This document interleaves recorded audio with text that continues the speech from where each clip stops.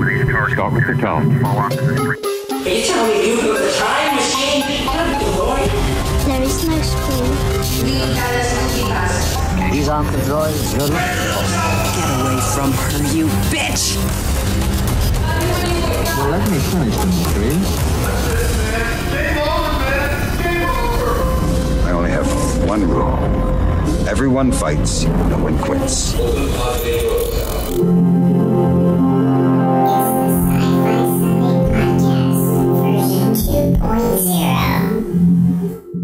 Welcome to the Sci-Fi Sunday Podcast version 2.0. I'm your host, David S. Dawson, and we are sitting down with two of my delightful nephews to discuss Star Wars Episode 1, The Phantom Menace.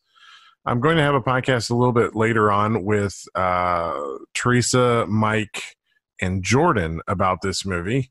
We will be doing a weekly review of the Star Wars Skywalker saga films between here and the release of Rise of Skywalker. So it's going to be a fun series of podcasts that we're going to be doing weekly. We're starting off with The Phantom Menace, and I thought, gee, The Phantom Menace is like the only Star Wars movie to really have children in it.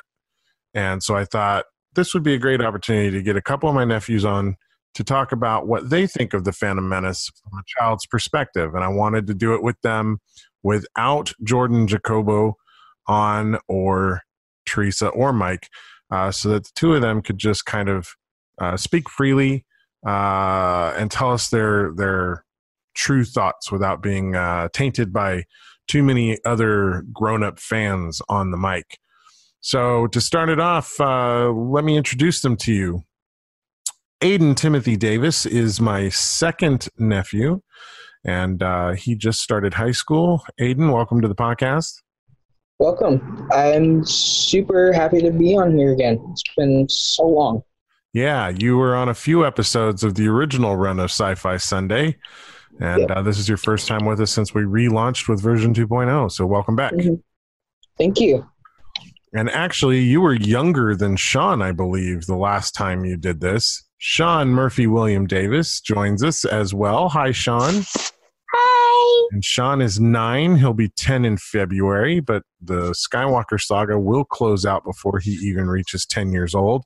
So he is right in the target demographic for a lot of this. He's a young boy who is kind of excited about stuff. How you doing, Sean? Good. Good. Tired. So Sean and I actually spent the day yesterday palling around Disneyland together, and we went to Galaxy's Edge. Spent the day doing some Star Wars stuff. Huh, Sean? Mm-hmm. Too bad we didn't ride Smuggler's Run. No, we did not get onto Smuggler's Run, but we've ridden it before, so that's not too big a deal. It was like over 65 minutes. Cool. So, and Aiden, you've been to Galaxy's Edge as well, right? Yes, I have one time back, I believe September 2nd of this year. Okay, that's very specific. What do you guys think of Galaxy's Edge? Before we get into Star Wars movies, what do you guys think of the experience of getting to visit a Star Wars land like that at Disneyland? Well, it really shows you how gritty the Star Wars universe is, how the movies projected it to be viewed like a rundown universe, how the original trilogy showed us, and it felt real. Sean? It felt very convincing. Wow. I don't know what to say. It's just it's amazing. There's so much stuff to do. So, Sean and I went yesterday, and like you said, we didn't ride Smuggler's Run, but we spent the whole day doing all the little hacker tasks, right? Like with the Disney Play app, we can walk around the land and hack all the door mechanisms and scan all the crates and stuff that are laying around the spaceport, huh, Sean? Mm-hmm. It's kind of fun. It's a neat thing because you become part of the story that way, isn't it? Yeah, it sure does. So, okay, cool. There's just a lot to do there that people don't really realize. Mm-hmm. But going into the film, Aiden, let's start with you because you grew up always knowing these movies as Star Wars movies. Unlike myself, these movies didn't exist until I was already an adult. What is your first memory of watching The Phantom Menace? Well, I have a very faint memory of like the old 2001 DVD being played in my old apartment when I was like 3 years old, because Michael used to watch the movies nonstop. My older brother. Yeah, and you didn't care for Star Wars when you were real little. Oh yeah, I hated it. I remember crying. So you love Star Wars now. You're one of the biggest Star Wars fans I know. So what do you think of the film now, looking back at it as a teenager? I think it's pretty in the middle. You know, I think it brought new technology that hadn't previously existed before. Like George Lucas took a lot of risks with ILM and Skywalker Sound and all his companies together. And, you know, he took us to new locations in the Star Wars universe that we hadn't previously seen before. Like, and I like that part about it, is that it took risks. But the other part is that, you know, it's not really good of a film because very dull acting. It just gets boring by like near the end of the movie, and then it just, you know, raises back up towards the end. Gotcha. So it drags in the middle. Yeah, basically. Mm-hmm. Sean, you just watched it this afternoon, and you told me that you hadn't really seen it since you were a baby, actually. So, you know, how was it watching it today? What did you think of the film? It was not bad.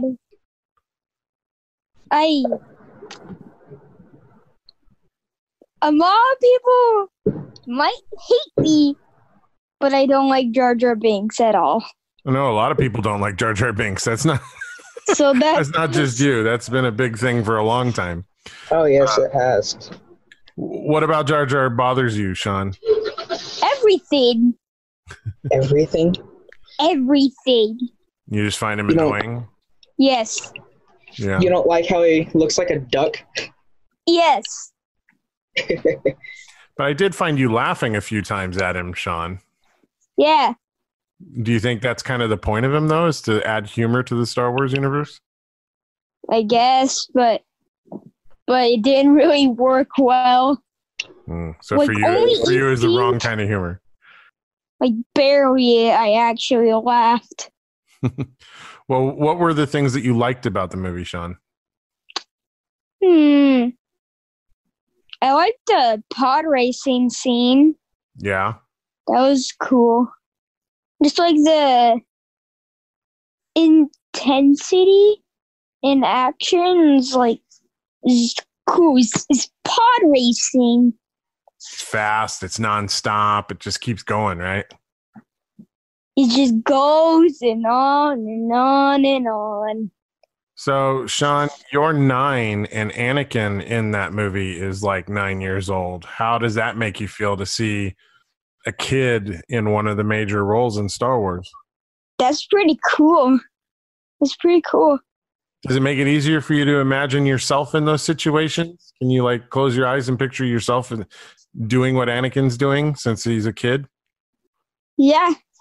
I picture myself that I could probably do that if, you know, that actually existed.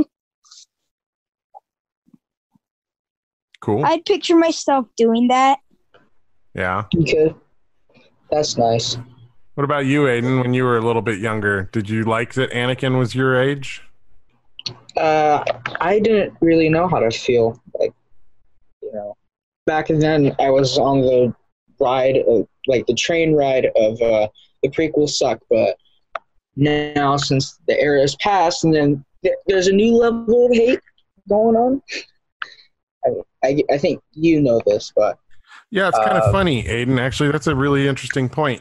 you grew up with this as kind of the Star Wars of the generation that you're a part of, but you're young enough that it was already done with its theatrical run and was out on video, and people were speaking very poorly of these movies quite a bit during the time up until The Force Awakens came out. So you grew up with a lot of people saying negative things about Star Wars. Do you think that's part of why you didn't like it early on? Yeah, I think so. Like a little bit of that has to do with it, and other fact is that Michael was annoying the hell out of me with like singing it all the damn time. Yeah, older brother liked it, so you didn't like it. Yeah, that's true. Yeah. When did you start finding yourself liking it, Aiden?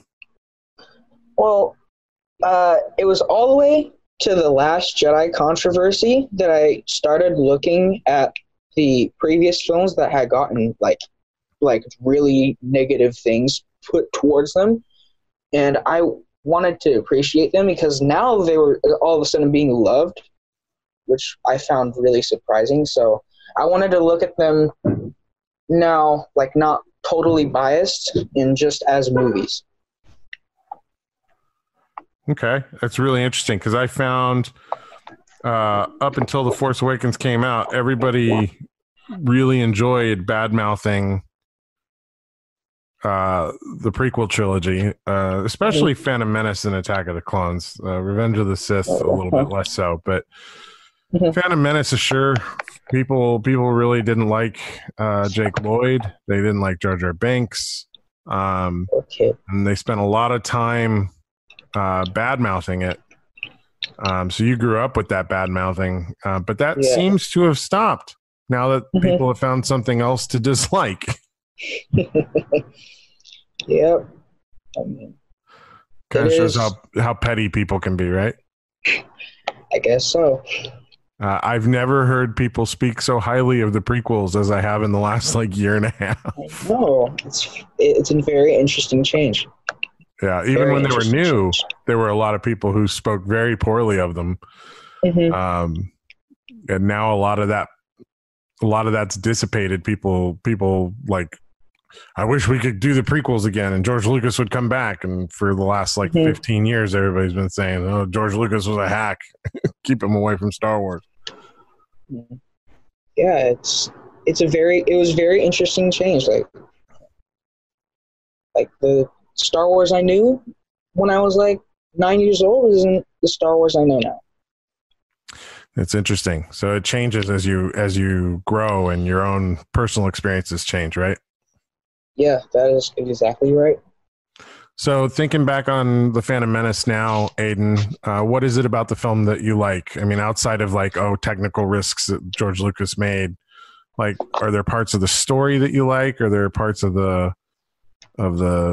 planets that you like? What about the movie worked for you? Well, this might sound, it's technical. Story-wise, I don't know, because a lot of it doesn't really make a lot of sense. A lot of it's confusing. A lot of plot holes are in it. I don't really know. There's also not really a main character, if you could say. It is kind of a big ensemble piece. Yeah, it's very odd. And with the prequel trilogy, you would say that Anakin and Obi-Wan are probably arguably the two main characters. But this movie spends actually very little time with Obi-Wan. Yeah. Although he does have the badass lightsaber duel at the end. That was a good part. And not a whole lot of time with Anakin, really. I mean, and the time that you do spend with him mostly is while he's pod racing or flying a ship. That is true. I guess you could say the main character was Qui-Gon. Yeah. And the main villain of the story, Darth Maul, I guess, is only in the movie for 5 minutes. And then he dies. It's very confusing. That's the main problem I actually have with the movies. The story, it's just all over the place. Well, do you think that's part of the point, though? It's titled The Phantom Menace, which kind of alludes to an unknown menace kind of in the background, a mystery that is discovered over the course of the movie, right? Maybe. You think some of that is what you're sensing in that? Is that nobody knows who the bad guy really is? I mean, even one of the last lines in the film is between Yoda and Mace Windu. Yeah, and I remember. Always two there are, a master and apprentice. And Mace says, but which one was it, the master or the apprentice? Like the whole point of the movie was discovering this mystery and not knowing anything about it, even at the end of the movie, right? Mm-hmm. And I like that concept. I just think it could have done better in execution, I guess you could say. Yeah. It could have done more with it. So cool. Are there any additional thoughts, Sean, that you have on the movie? Things that you liked? Did you like the lightsaber duels, Sean? Yeah. Yeah, I did. But yeah. What'd you think of Darth Maul? Was he scary? no, he wasn't really. He just kind of felt not really used a lot. He's just kind of there, and then for the lightsaber duel, and then he died.